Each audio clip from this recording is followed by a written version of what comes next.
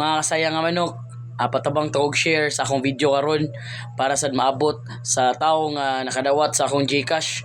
Mao na istorya mga kasayang nga manok, nagpa GCash ko ganiha, nagpa cash out ko nya mao ni nga number akong gi cash out.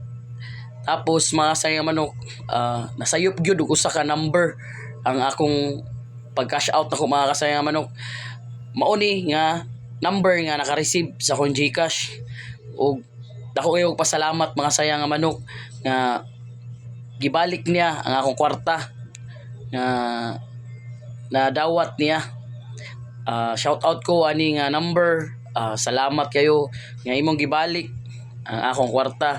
Dako kay nigtabang nga imo ning gibalik ang akong kwarta nga nadawat sa imong GCash. Actually mga kasayang manok, kitawagan ako ni siya. Tagalog ni siya mga kasayang manok. Shout out ko sa mga Tagalog. Grabe, napakabait.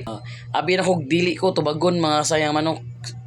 Usa ka ring mga kasayang manok, nitawag siya. Usa ka ring mga kasayang manok. Ditubag siya.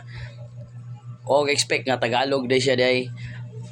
Isultian ako siya nga please palihog kog uli sa kwarta nga nadawat sa iyang GCash. Ang sulti niya mga sayang manok niya na siya nga wait lang sa sir, ako sang tan-awon akong GCash kung naabay yun ang imong kwarta diri sa akong GCash. Actually dugay-dugay yun ang mong convo nya. Happy kay ko mga sayang manok nga pag-abot na ko sa balay ni chat siya nga mo ni ang chat mga sayang manok nya. Mao ni salamat kayo ug napay tawag gyud ay nga nang di pa matintal og kwarta ba nang napagitawag gyud ay nga kanang kuan pag kasing-kasing ba. Og shout out ko sa tag-iya ni nga number. God bless nimo ma'am og more blessings og salamat kayo. Thank you kayo ma'am, thank you. Sayang ang manok.